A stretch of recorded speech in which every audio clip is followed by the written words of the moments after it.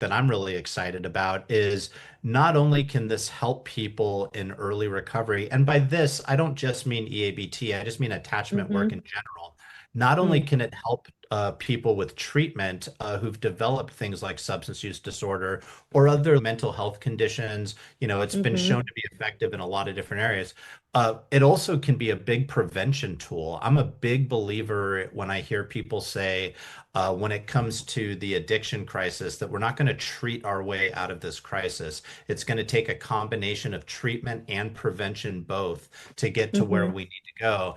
And there's a lot of prevention work that you can do around attachment styles that might be able to stop some of these issues before they occur. So, I see more people focused in those directions, looking in those directions, trying to work in those directions. And I'm hopeful that we can start to reach people at earlier and earlier ages.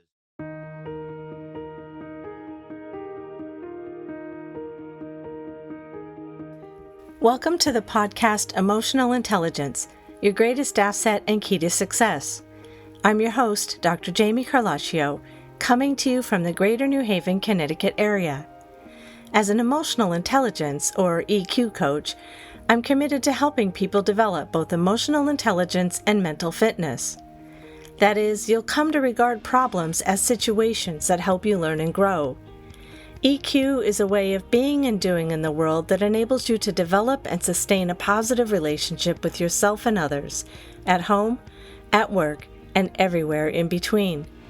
Please subscribe to this podcast and tap the like button so more people can enjoy the benefits of EQ. And now, here's the show. Hello and welcome, everybody, and thank you for joining us. Today, I have a wonderful guest. His name is Doug Smith. And we're going to talk about attachment, among other things. So, hello, Doug. How are you? Good, Jamie. How about you? I'm well. Thank you very much. I'm cold because it's very, very cold in the Northeast right now. And you are in Oregon, right? I am. Yeah, it was 24 degrees yesterday and it felt freezing to me. So I can't even imagine what you guys are going through. Yeah, actually, this morning it was in the single digits, but I think it got up to the double digits. Ooh, nice. Yeah. Yes. So, for our guests who are not familiar with you, I want to say a few words about Doug. Doug has 21 years of experience in behavioral health services, including serving as a direct clinician, clinical director, and director of clinical development. He has a BS in psychology from Eastern Oregon University and is a certified alcohol and drug counselor level 2. Doug has innovated many modern approaches to treatment services, one of the reasons why we are talking today, including developing a new patient-centered treatment model. And he developed the emotional attachment behavioral therapy, or EABT model. Doug is a national speaker, and he is the recipient of the Oregon Association of Addiction Professionals 2023 Innovator of the Year Award. Congratulations. Thank you. And he is also the 2018 Addiction Professional of the Year award winner for the Addiction Professional of the Year Community Service Award. So, congratulations on that as well. Thanks. Doug, you're in addiction medicine, as am I. And I'm wondering how you got into addiction medicine, because that may lead us into a conversation about attachment and how you ended up developing EABT. I grew up in a household where substance use was going on in the home. So I grew up around addiction issues. And then as I got older, I developed my own addiction issues. I've been sober at this point for 24 years. And when I first got sober, after a few years, I was trying to figure out what direction I wanted to go with my life. And I remember having a conversation with my father, and he said, you should look at what your qualities and strengths are and what your experiences in life have been leading you towards up till now. A lot of my strengths were people oriented, being able to communicate with people and stuff like that. Almost all of my experiences were in regards to addiction. So it kind of felt like a natural direction for me to go. And some God shots, for lack of a better word, lined up for me. And the next thing you know, I got into an internship to learn to be a drug and alcohol counselor. That was 21 years ago, something along those lines. The rest is history. It's been an amazing career. I've loved working with this population, and it's just been really rewarding. Oh, I love that. I have a similar background, and I am also grateful to be in recovery. Like you, I guess I also had God shots because it was a natural progression for me after I left the teaching profession Mhm. to come into this as a professional. So, not just a person in recovery, but as a person helping other people who want to be in recovery and who want to sustain that recovery. Absolutely. One of my favorite things to do is go to alumni picnics where I get to see clients with their families around them, uh, Oh, where you can see that you're not just making an impact in one person's life, you're literally breaking the cycle. And watching these kids with them that are going to have a better chance, moving forward in terms of being able to not fall into addiction and stuff like that. It's really rewarding. Breaking the cycle has been a big focus of my career throughout my career, and the attachment model that I created. There's a lot of breaking the cycle that's connected with that as well. yeah, breaking the cycle. I love that. I was actually just having a conversation with somebody today who has a 5-year-old, Mhm. and he was really regretting that he has been absent for part of this child's life.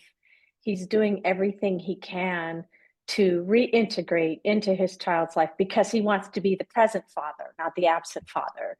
Mhm. And you're right, there it is a cycle. Oftentimes people say that addiction is a family illness or a disorder that affects the entire family. It affects the work, it affects friends, it affects a lot of things, right? Mhm.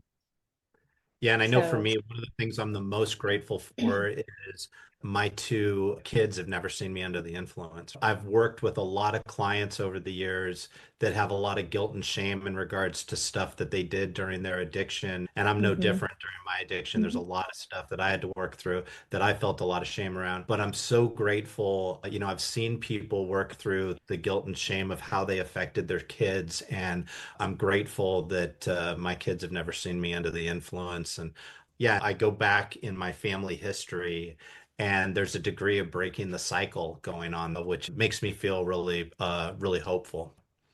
Right. And there is hope when you're in the throes of addiction. Nothing feels hopeful.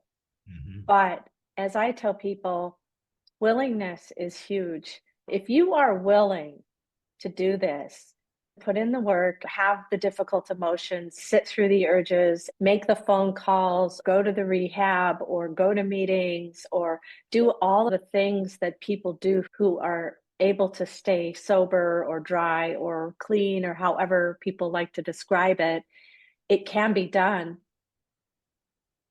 Yeah, Yeah. absolutely. And when I'm talking to people in early recovery, not only do I think there's hope to get your life back on track, I also think some of the happiest people I've ever met in my life are people who have some recovery under their belt. There's something about being in recovery for a length of time that not only have you gotten your life back on track, but that fresh memory of where life was before makes you grateful every day that you wake up, and makes you grateful for every opportunity that comes your way, every moment you have with people you care about and stuff like that. So, quite often you'll hear from people that have had, like cancer survivors or people who've overcome deadly diseases, that there was Hmm. almost spiritual shift that happened for them through that process, which makes them look at life differently. And I think addiction provides one of those gifts for us as well. When I was in early recovery and I'd go to support group meetings, like 12-step meetings,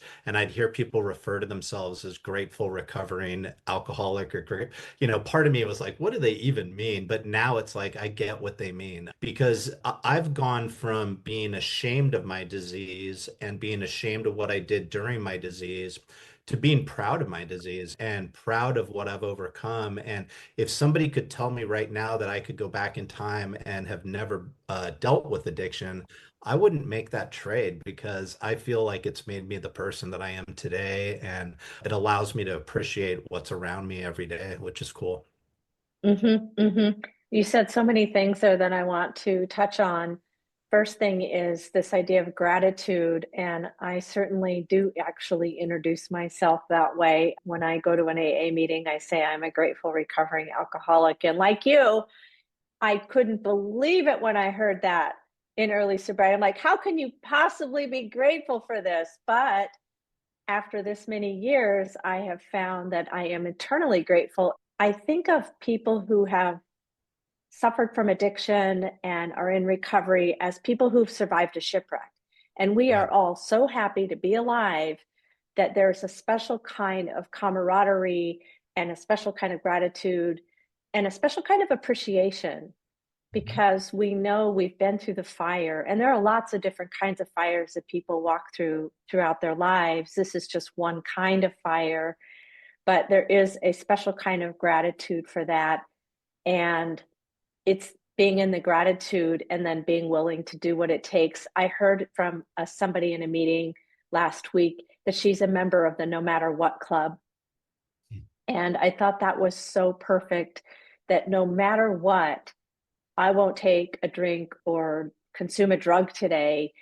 because my life in sobriety is so much better than anything I could have imagined. Yeah, that's really cool. And Yeah. something you touched on that I'll mention is the people I've met in recovery and the friends I've made through the last 24 years of my life. I trust those people in ways that I don't trust a lot of other people. It's really Mhm. interesting how you can go from being surrounded by people who aren't trustworthy, including yourself in addiction, to being surrounded by people that are going to have your back when it really counts and be there to check on you and make sure you're doing okay. And I just know when times are tough, there's no question that the people I reach out to are people I've met through recovery, and they are such a great support system. I'm really grateful for the people I've met through recovery for sure. I would say 90 to 95% of my friends are people I've met in recovery. And you're right. I would trust my life with any one of them. Absolutely. Absolutely. Absolutely. Let's talk a little bit about some of the emotional language around what it's like to kind of deal with life on life's terms. And as we know, a lot of times people who grow up in households that are dysfunctional have difficulty regulating their emotions, they have difficulty attaching. There's oftentimes an over attachment or an overdeveloped need to please, or there's a hypervigilant, or there's an avoidant kind of style of, I don't want to get close, this is too dangerous for me, or, too clingy. So there's so many different things. How did you get involved in attachment? And maybe say a little more about that, because I think that's going to be something people want to learn about.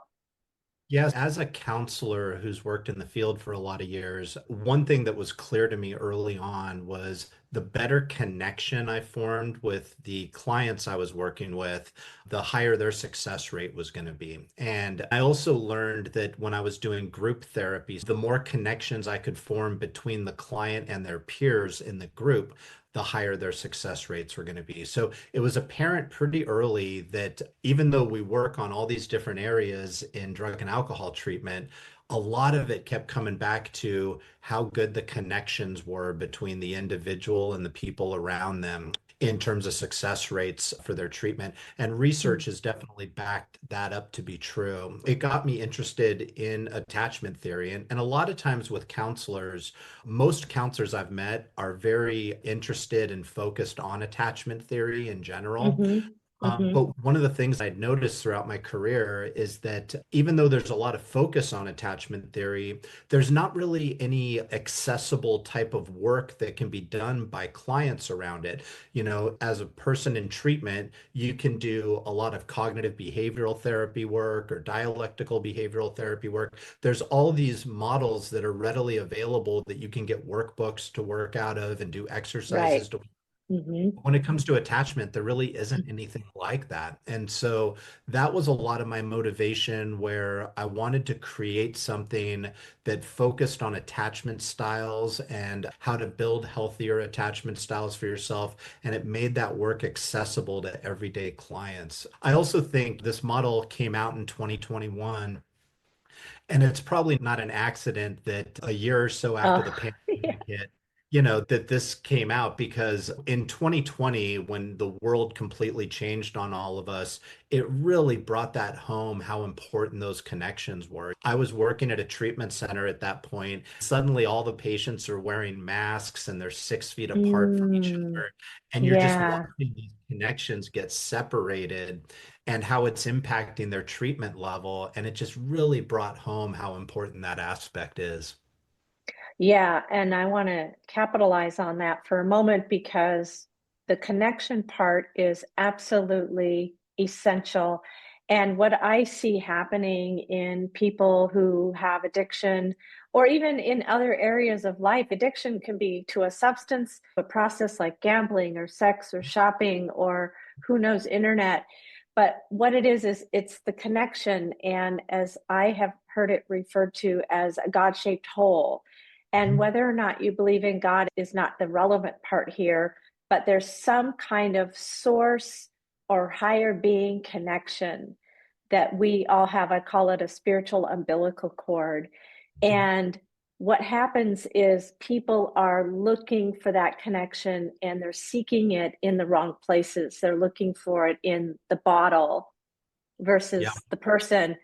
And so I think of spirits, plural, that are in a bottle versus spirit with a capital S that resides, say, deep within us. As you know, the lines at the package stores, they call it in the East Coast, the liquor store, were longer than they were at the grocery store when the pandemic shut everything down.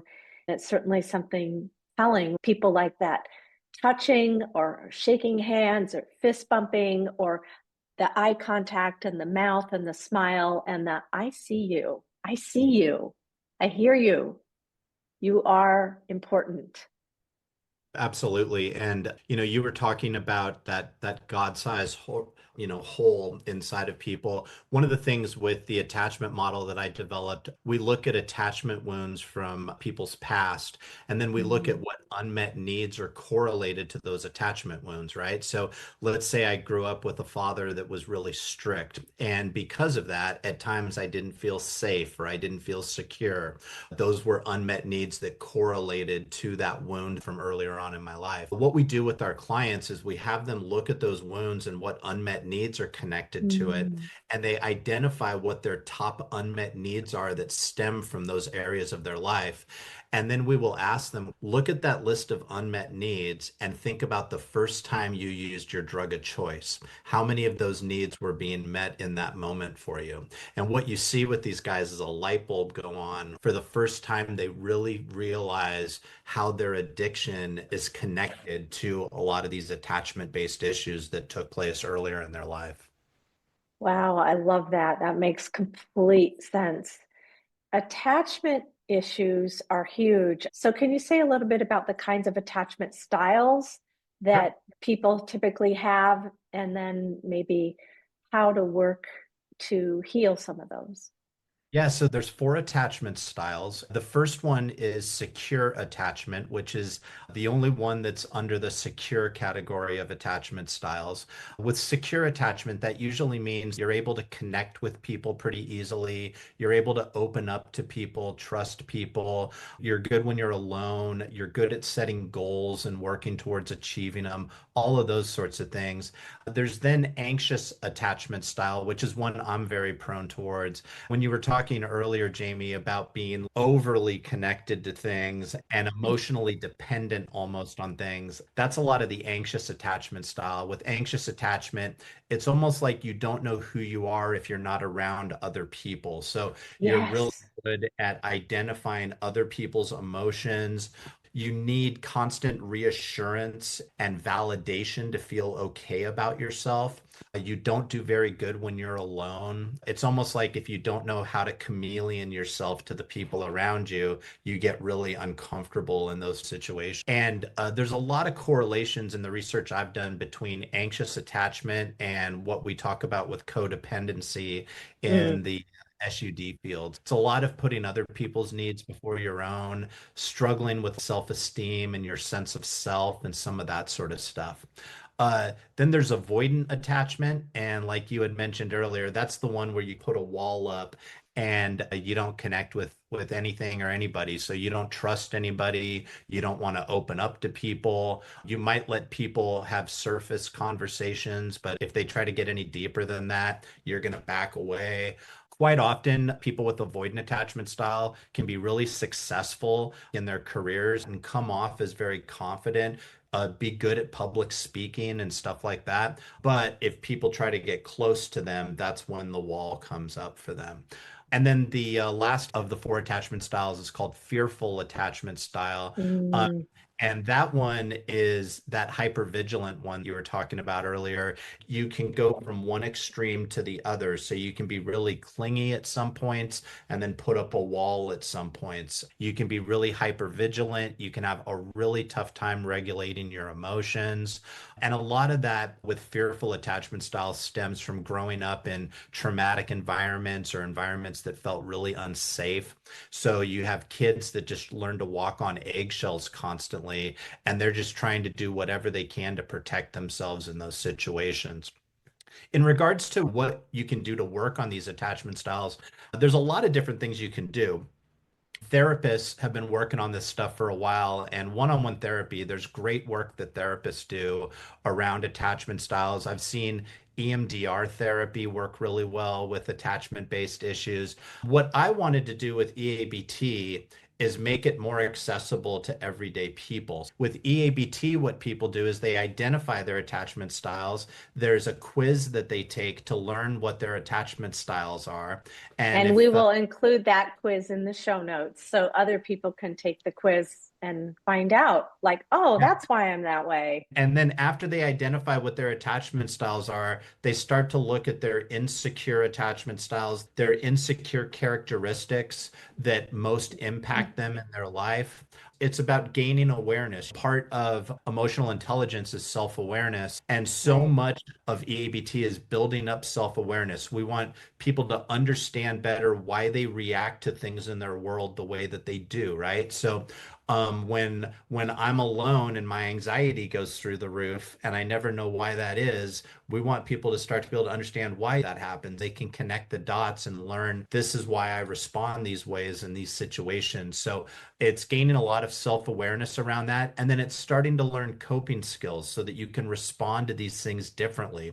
Because for people like me, when those uncomfortable situations come up and I get triggered, for lack of a better word, my go-to would be those unhealthy addictions that you're talking about, whether it be substances or shopping or whatever it might be. And so, what we want people to learn with the ABT is how to utilize more healthy coping skills so that they can respond to it in different ways. Right. Wow. You said a lot there. So I'm going to just slow us down a second and maybe break some of that apart. Sure. And since this is a podcast on emotional intelligence, and I talk a lot about a positive intelligence and emotional intelligence, in positive intelligence, Shirzad Shamin has developed a system for really understanding how to be in the world. And part of how to be in the world is to recognize what are the things sabotaging our success. Mhm. And we all have a judge, the inner critic. And the inner critic or the judge has nine accomplices, and one of them is hypervigilance. One of them is control. One of them is people pleasing. One of them is conflict avoidance. One of them is hyper rational, especially like, oh, emotions are not safe. Let's just keep the emotions out of it. It's all logical. It has to be this, this, and this. There are 10 total saboteurs. When you're talking about how do we heal from this stuff, first of all, and I say this almost every time because it's so important, those saboteurs were developed as coping mechanisms and as survival strategies. So they're not bad. Yeah. It's that they helped when you are in trauma or when you are in crisis. Maybe you needed to be hyper vigilant. Maybe you really did need to learn how to walk and kind of dance around the minefields in your house. But maybe there aren't any minefields anymore, but you're still dancing around like there are minefields. You were talking about self awareness, and that is huge.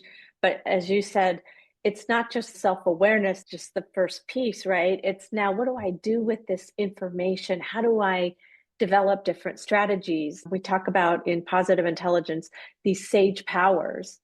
Mhm. So the first one is empathy, like, hey, I'm not a bad person. Or, yeah, I did screw up and that's okay. It's easy to make that kind of a mistake and I can do better next time. And of course, if you can empathize with yourself, you can empathize with others.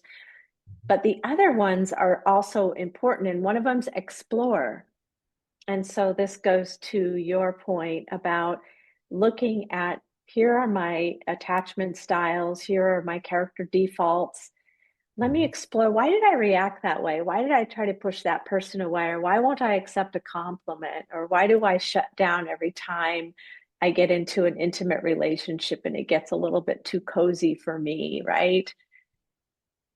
Yeah, no, And absolutely. You were talking about exploring also, and mhm, being able to explore. So much of that is rooted in attachment. If I'm a 1-year-old little Doug in my crib and I'm crying, and my mom comes in mm, immediately, mm-hmm. not only do I feel safe Oh, and connected with her, but if I cry and she comes immediately, I feel safer knowing that when I get in trouble, the parental figure is going to be there for me. And so you mm-hmm, fast forward a few years and I'm on the playground, I'm going to feel more comfortable testing the boundaries and doing new things because I'm going to know if I get into trouble, somebody is going to be there quickly to help and give me support. So I've got that safety net, right? And kids that don't have that or don't grow up with that, uh, they feel really uncomfortable as they become adults exploring or taking new risks, right? So it all kind of plays forward into our adulthood and it can impact us as we move forward into adulthood. The other thing I want to mention that you touched on was empathy. And one of the things that we focus on in EABT is not only having empathy for yourself with these attachment styles, but understanding that attachment styles are intergenerational. These styles are passed from generation to generation to generation. So a lot of the work that we're doing around attachment is around how to break these cycles that have been passed down from generation to another. And so, like you said, empathy for yourself leads to empathy for others. Understanding your own attachment styles and having empathy for developing those also allows you to have empathy for your caregivers and the fact that somebody passed it down to them. This mm-hmm, goes back lots of generations. We really focus on learning how your parents' attachment styles played into the development of your attachment styles and so on and so forth. So you can see the whole cycle. Also, your parents' attachment styles, how that plays into your choice in partners, oh, because there's a lot of overlap there. You can create yeah, this whole genogram, almost type of mm-hmm, family mm-hmm. tree of attachment and really see all these correlations that play into it. Yeah, wow. Okay. So for those of you who've never heard of a genogram, you can probably better explain it than I've done a few of them myself, but it's looking at your family tree and looking at, say, let's say you did a genogram on addiction in your family or trauma. You can pinpoint, oh, that uncle was an alcoholic, he was an untreated alcoholic and he Mhm. had 3 marriages. They all ended in divorce and his kids won't talk to him. And then I've got my aunt so and so and she married an alcoholic, and then, oh, my grandparents and their parents. And so you can start to see all of these connections. It's like a board and the lights light up and you're like, oh, that's where that comes from. That's why I do that thing, or that's why I pick those people in my life, or that's why I have no boundaries. Yeah, and not only can you look at the different people on the genogram, you also can look at relationship dynamics between those Yes. people. So Right. that Yeah, you yeah, can yeah. start to see that you respond certain ways in relationship situations and other people Hmm. in your family tree who responded similar ways. So a lot of this Right. gets passed down. You know, we talk a ton in the clinical world about intergenerational trauma, and Right. so much of that correlates to this conversation with attachment stuff because a lot Yeah. of it is just passed down from one generation to the next. Right. And I am going to share a personal anecdote because it seems apropos right now. I have a lot of intergenerational trauma, and I grew up with all kinds of screwed up attachment styles, which I've now learned about and can work to heal. But one thing that I had trouble doing was forgiving my parents. And I finally forgave them, and it was the most freeing thing on the planet when I was able to say, you know what? I don't know what happened when you were a kid, but something clearly did. And it caused you to do this and that, or whatever, behave this way or that way. And I forgive you. And I'm Nice. sorry that that happened to you. I had to do it. They both passed on, but it didn't matter. It didn't matter. What happened was I healed tremendously in that process. And as soon as I was able to look beyond my own pain and my own hurt and my own whatever and say, wow, I wonder what happened. I wonder why you chose to do this and not that, or why you weren't here, or Mhm. whatever. It just, all of the resentment and the anger just went away. And I healed tremendously. So I highly recommend doing this kind of work because, and do it with a therapist, do it with a counselor. This isn't stuff you just go into by yourself. You can, read the book. This is Mhm. something that you work with people in. Would you say that? Yeah, absolutely. There's a degree of work that that's self-help that you can do on your own, but a lot of what we're talking about, I've worked individually with therapists throughout my recovery. I've worked in different group models and with different counselors and stuff. So I definitely am a big believer that there's layers that we work on, and certain layers you want to have professional guidance with you. But once you go through some of those layers, there's a degree of self-help work you can maintain on your own. And just to add to something you said, Jamie, one of my favorite sayings in recovery is the greatest gift we can give ourselves is forgiveness for another. That's Mm, always really applied to my recovery journey as well. So I appreciate you sharing that. yeah, I don't share it too often, but I think I might share it a little more often. And I have started talking about forgiveness with people that I work with because they are so hard on themselves. The forgiveness piece is so important because if we can't forgive ourselves, we're going to be in the shame that you mentioned earlier, and we're going to be in the resentment and, recipe for continuing to do things that sabotage our success. Yeah, one of the things that I'm really proud of, we work with a youth here in the state of Oregon using EABT. And when I Mm, talk to the parents of the students that are using it, the parents will say that, and I hear this pretty regularly, that they're seeing an increase in empathy coming from their kid, where the mm, students are gaining empathy towards other people and they're more understanding about people making mistakes. And they also see an increase in their kids' ability to regulate emotions and have coping skills and stuff like that. So when I hear stuff like that, it really warms my heart because that's exactly the sort of stuff we're going for, right? yes, And in a nutshell, what we really want to see with EABT, no matter which population is using it, we want to see insecure attachment style scores coming down and secure right. attachment style scores going up. And that's a lot of the results that we've seen so far working with different populations, which is really exciting. Yeah, boy, that is exciting. It's so hopeful. And the other thing I would say is this isn't a sprint, right? That it would be lovely to say, okay, I've done the workbook, worked with Doug, we're good to go, But this is stuff that can take years. And Absolutely. maybe we need to have some patience with ourselves and with the whole process because it wasn't built in a day and you can't dismantle it in a day.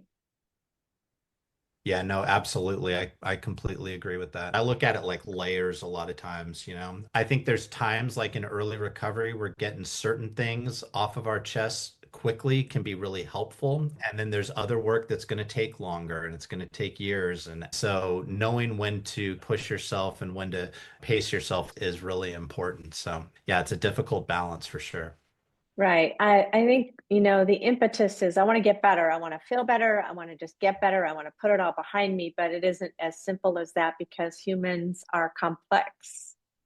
Absolutely. And Absolutely. emotions are so complex. I mean, we're all still trying to figure stuff out, right?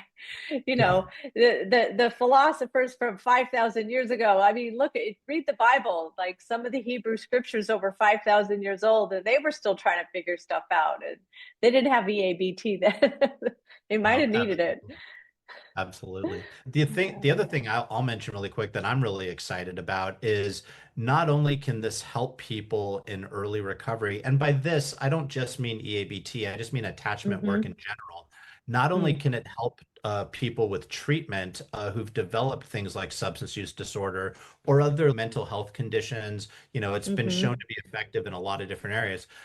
It also can be a big prevention tool. I'm a big believer when I hear people say, when it comes to the addiction crisis that we're not going to treat our way out of this crisis. It's going to take a combination of treatment and prevention both to get to where Mm-hmm. we need to go. And there's a lot of prevention work that you can do around attachment styles that might be able to stop some of these issues before they occur. So, you know, I see more people focused in those directions, looking in those directions, trying to work in those directions. And I'm hopeful that we can start to reach people at earlier and earlier ages to work on this stuff. I even do parenting classes with parents where they work on increasing their levels of secure attachment with their kids and stuff like that. And so if we can start working with parents early on and working with kids earlier on who are developing insecure attachment styles, how much of substance use disorder can we start to prevent before it occurs, which is really exciting to me. Yeah, I think the other good thing is having this conversation and being really open about it is important because this is not stuff you can keep under the rug, bringing it to light, saying this is a thing and you don't have to have shame around it.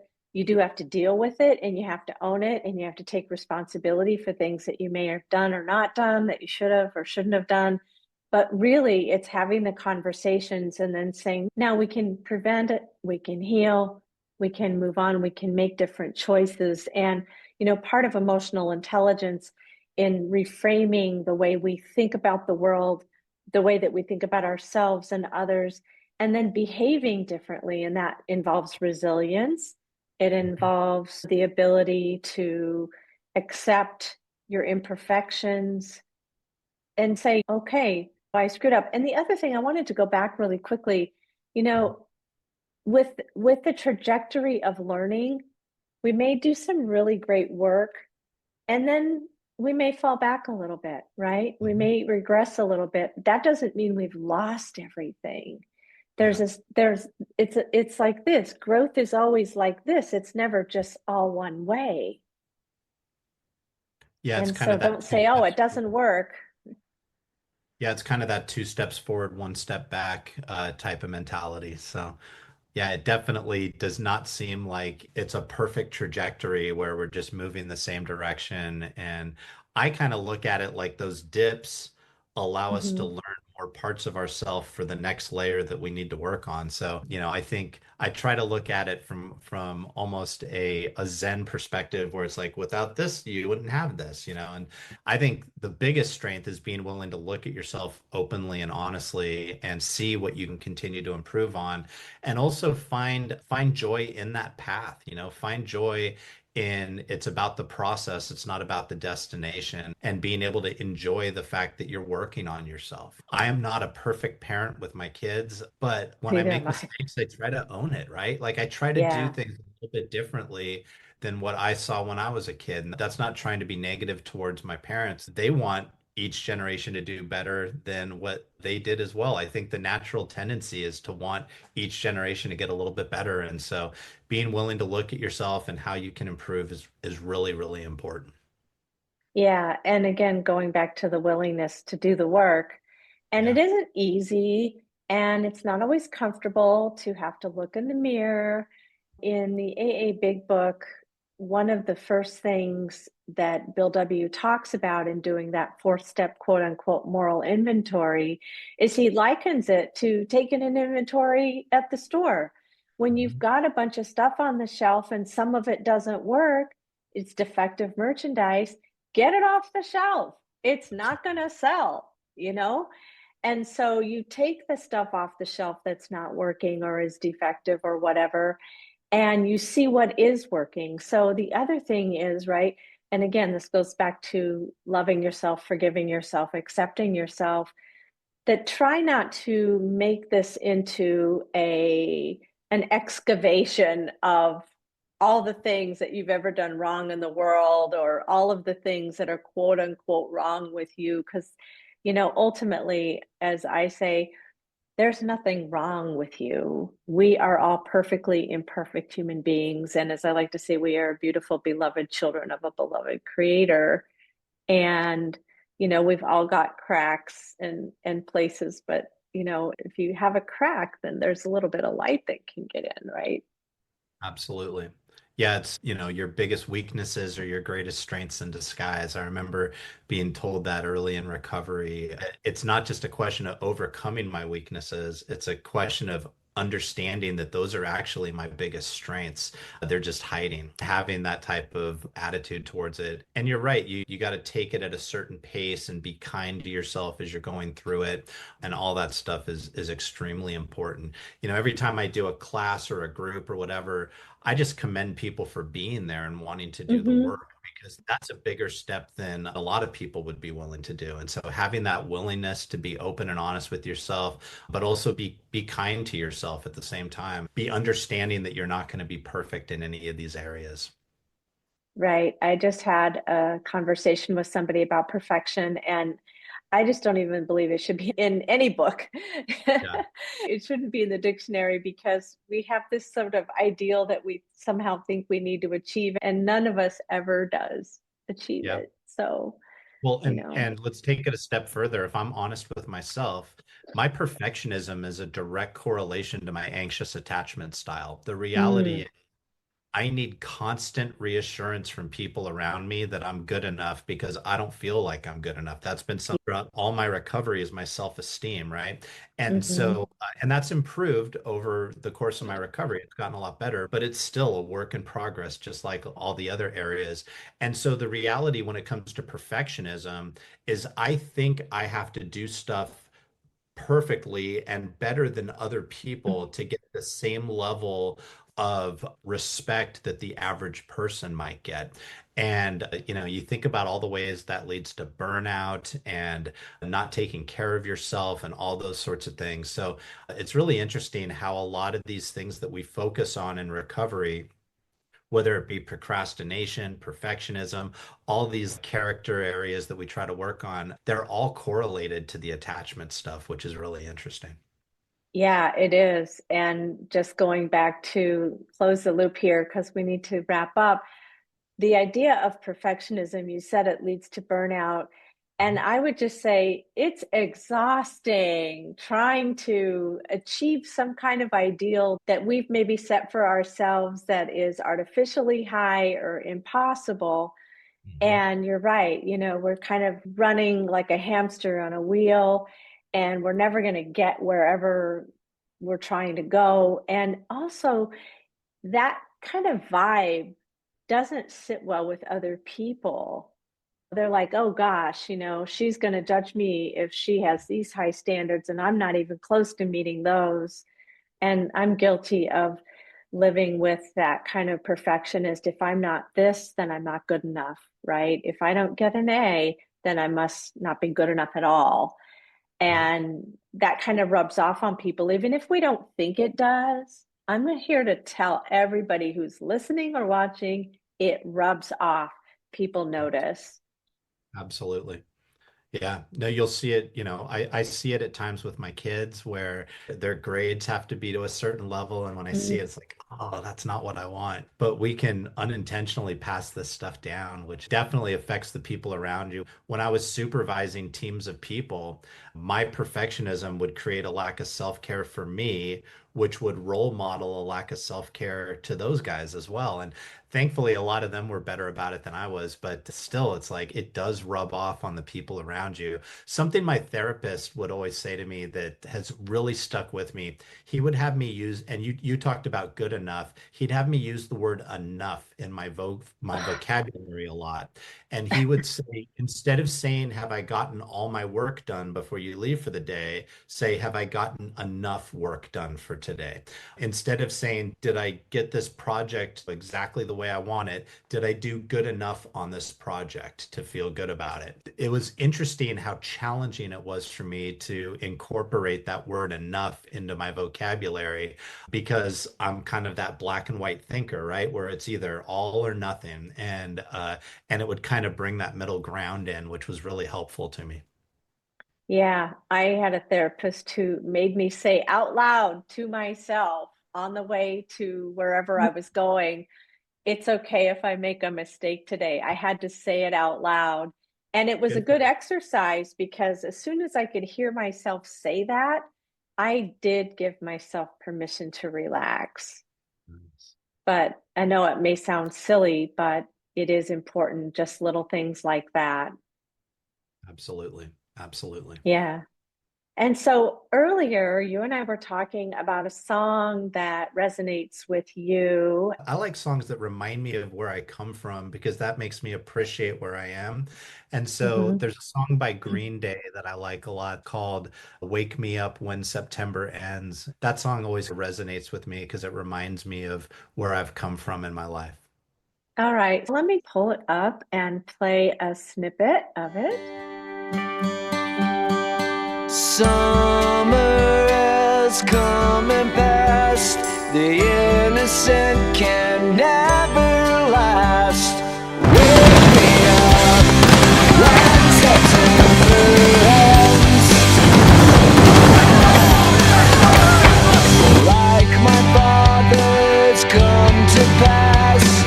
20 years has gone so fast. Wake me up when September ends. Okay, that was lovely. And I hope people enjoy it. And of course, I'll have the name of the song in the show notes. And for those of you who are tuning in, don't forget that like and subscribe to this podcast because the more people see it and share it, the more people can be helped with people like my friend here, Doug. And if you want to work with me, my information is in the show notes. If you want to reach out to Doug, his information will be in the show notes, including information on the emotional attachment styles and any kind of work that you might want to do around that. Doug, any final thoughts?